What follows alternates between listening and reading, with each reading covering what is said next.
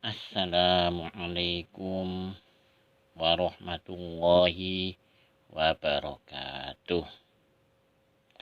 Selamat pagi anak-anak semuanya. Selamat bertemu kembali dengan saya. Kalau kemarin kalian belajar akidah akhlak sama saya, hari ini kita akan belajar tentang PL, yaitu pendidikan lingkungan hidup. Nah, anak-anak semuanya, mari kita pelajari PL ini, terutama materi yang bab pertama, yaitu penanaman berbagai jenis tanaman obat. Ya, untuk itu tolong dikeluarkan kitab PL-nya seperti ini, yang punya. Ya, ini kitabnya ini sama seperti tahun kemarin. Ya, barangkali kalau punya kakak yang sekarang sudah kelas 6 bisa dipinjam kitab ini, ya. Nah, anak-anak semuanya, mari kita bahas tentang penanaman berbagai jenis tanaman obat. Tanaman obat itu bisa disebut juga dengan apotik hidup. Saya ulangi, tanaman obat bisa juga disebut dengan apotik hidup. Merupakan jenis-jenis tanaman yang memiliki fungsi dan khasiat sebagai obat dan dipergunakan untuk penyembuhan maupun pencegahan dari berbagai macam penyakit.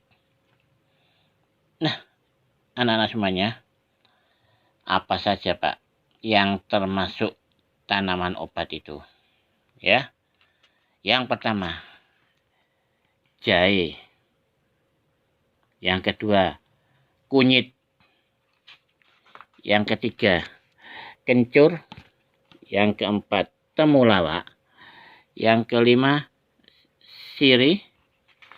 Yang terakhir yaitu seladri. Itu adalah berbagai macam jenis tanaman obat atau apotik hidup. Alangkah baiknya kalau kalian punya halaman yang sedikit luas, ya, bisa kalian tanam tanaman yang bisa dipakai buat obat atau disebut juga apotik hidup, karena manfaatnya sangat banyak sekali. Sekarang kita ambil contoh jahe. Jahe ini manfaatnya sangat banyak sekali, apalagi di kondisi seperti sekarang, banyak penyakit, ya, seperti COVID dan lain sebagainya. Ini perlu sekali, jahe ini sangat penting sekali, sangat bagus sekali manfaatnya. Biasanya orang yang ahli qiraah itu sering minum jahe, bisa menimbulkan suaranya bagus. Itu orang yang ahli qiraah. Di samping bisa dipakai untuk menimbulkan suara yang bagus, yang enak, jahe juga bermanfaat, ya. Untuk apa saja Pak? Nah, untuk mencegah atau mengobati berbagai macam penyakit perut seperti mual, muntah, diare, kembung, dan lain sebagainya. Itu bisa digunakan dengan menggunakan jahe. Di samping itu, ya, manfaat jahe juga masih besar sekali. Contoh yaitu bisa memperkuat sistem imun, ya, apalagi di kondisi yang seperti sekarang ini, ya, butuh imun yang kuat. Nah, untuk memperkuat sistem imun bisa ambilkan dari jahe, bisa diminum. Nah, itu bagus sekali manfaat jahe. Bisa juga menangkal infeksi bakteri dan virus, ya. Apalagi sekarang ini banyak virus atau bakteri yang bisa menyebabkan kalian kalau kondisi tubuhnya kurang fit bisa terserang. Dengan minum jahe, ya, insya Allah bakteri akan sulit untuk masuk ke dalam tubuh kita. Ada lagi, Pak, bisa meredakan sakit otot. Nah, bukan menghilangkan tapi meredakan sakit otot. Itu manfaat jahe, ya. Sekarang kunyit, ya. Kunyit ini juga manfaatnya, ya, sangat besar sekali. Apa, Pak, kunyit manfaatnya? Untuk menyedapkan masakan, ya. Misalnya apa? Membuat opor, gulai, nasi kuning. Ini bisa menggunakan kunyit. Nah, dengan kunyit masakan jadi lezat, jadi nikmat, ya. Seperti gulai, nasi kuning, opor dan lain sebagainya, ya. Di samping itu anak-anak, kunyit bisa digunakan untuk mengobati gatal-gatal, membunuh virus, menurunkan tekanan darah. Nah, ini yang sangat perlu, menurunkan tekanan darah. Biasanya kalau orang itu darah tinggi, sangat bagus sekali minum kunyit ini, ya. Atau apa itu, kunyit tadi diolah.